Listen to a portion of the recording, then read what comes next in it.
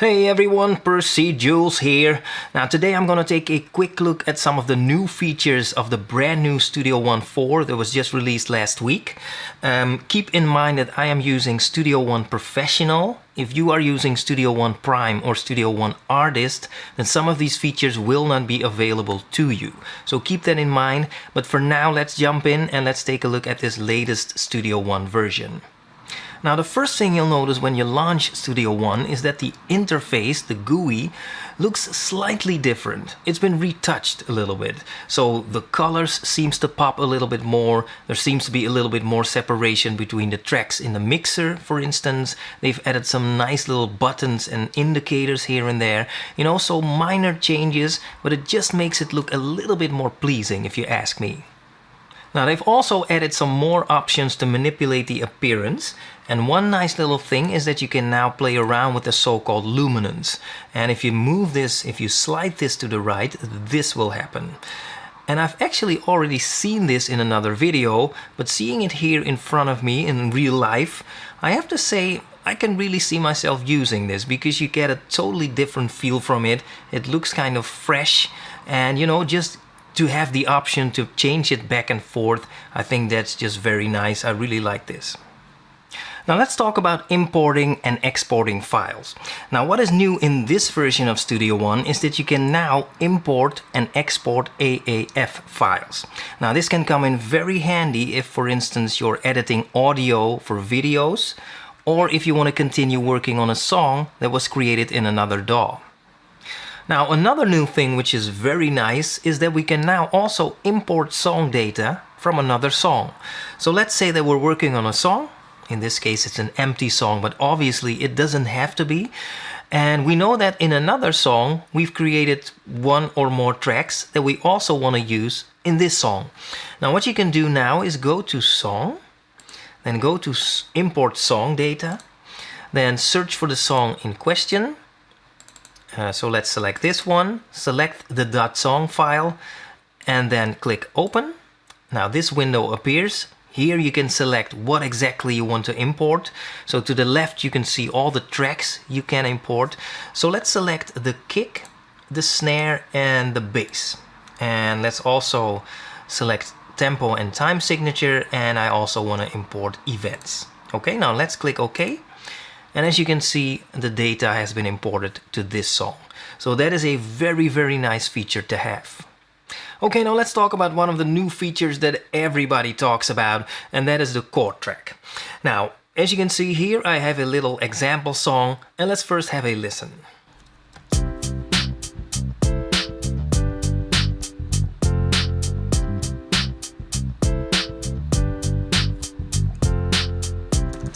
Okay, as you can hear, it is a very simple loop with some simple chords, but let's say that we now want to mix it up a little bit. So, first thing to do is to click this little button to show the chord track. Make sure that it is on, and now we need to populate the chord track. Now, this track right here is an instrument track, so a MIDI track. So what we can do now is just to drag this part to the chord track, and as you can see, it automatically detects the chords in this part. Okay, but as mentioned, let's mix it up. Now first thing to do now is to select the tracks that we want to be affected by the chord track. So let's open the inspector and let's select the piano track again. And as you can see, follow chords is turned off. So let's change the settings to parallel. Let's go to the bass track, which is an audio track, and let's change the follow chord settings to universal. Now before I continue, let me also bring this up here, and let me select all of these, right click it and transpose chords. Now let me bring it down 2 semitones. So what we should hear now is a transposed section. Okay, let's listen.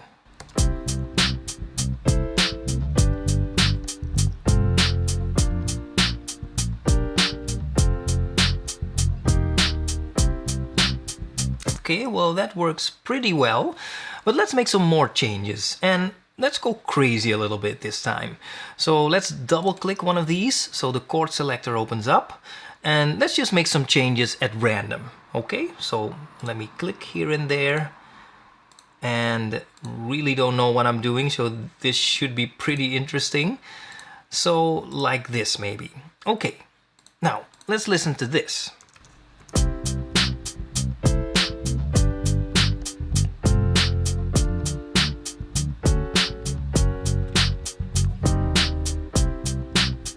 Okay, that sounds like garbage. But as you can imagine, if you play around with this in a serious manner, then, you know, this might be very useful in the songwriting stage, especially. In the mixing stage, not so much, you know, because as you might have been able to hear, it can handle MIDI pretty well, audio not so much. And that is to be expected, of course. So I wouldn't use it in the mixing stage, but again, if you play around with this, then it might just give you some new ideas, some new insights, which might be very useful if you're composing a song. So I think this is a very useful tool to have, and that is a chord track for you. Now what PreSonus has also done is they've updated Sample 1, the sampler. They've also given it a new look. I think it looks fantastic. The same is true for Impact, and you can see that the new Impact matches the look of the new Sample 1. They've added a bunch of new features to both. Not gonna go over all of them right now, that's for another video maybe, but it's just very nice to see that PreSonus has updated these two instruments. Now the last new feature I'll mention today is another big one, it's patterns. Now, let's bring in an instrument. I'm gonna choose Impact XT and let's load a preset. So chill hop sounds nice. Okay, now to create a pattern, we should go to Event and then Insert Pattern. And if we open the editor, we can see that now a nice grid has appeared. And to many of us, this will look kind of familiar. Okay, now let's add some notes. Now, this is the kick drum. So let's add a note here, here, here, and here. This is a snare, so here and here would be nice. This is a snare, or sorry, is a hi-hat. We can also add some notes by using these buttons. Okay, and let me add a few more notes here, here, here, and here. Okay, now let's listen to this.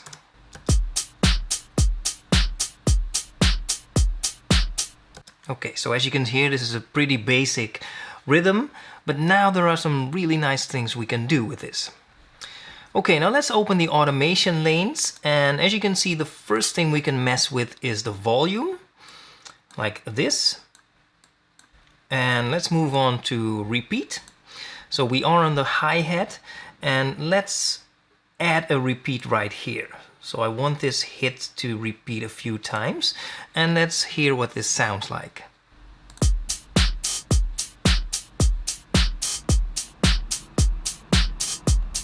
Okay, now as you can imagine, you can do some really nice stuff with this, especially if you combine it with the probability. Okay, let's move on to probability.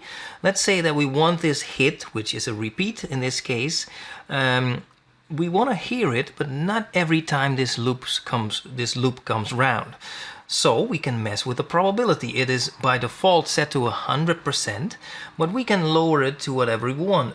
So let's lower it to, let's say, 46%. Okay, now let's hear what this sounds like.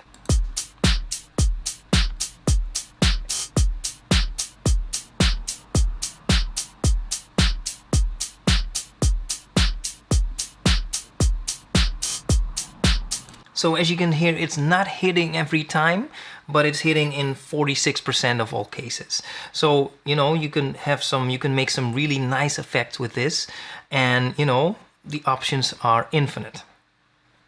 Now, another really cool thing about patterns is that you can mess around with length.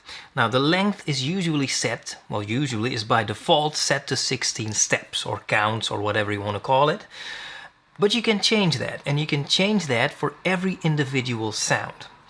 We're still on the hi-hat, and let's change the length to 32. Okay, now already visually you can see that something has changed, and let's hear what it sounds like.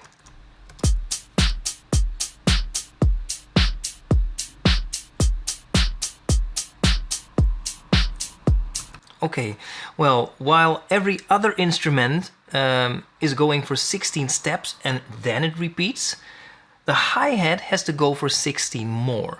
And the second half, there are no notes in the second half, so that's why you don't hear anything.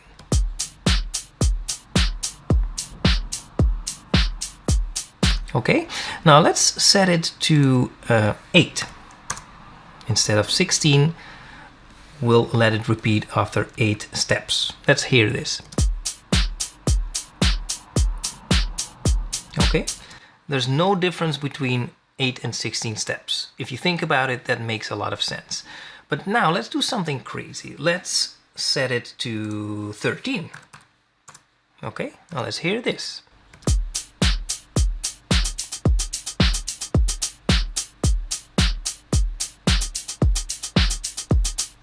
Okay, let's set it to 7.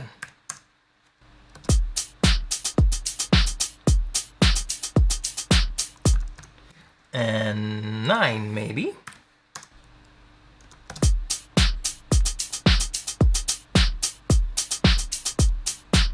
So as you can hear, you can create some really complicated rhythms like this. And you know, I think it's really amazing to have that option. So that is patterns for you. Okay, so that is it for this little overview. I personally am pretty excited about this new update, so I'm gonna play around with this and I'll probably do some in-depth tutorials about some of these features. For now, I'm gonna say goodbye, so thank you for watching and I will talk to you soon.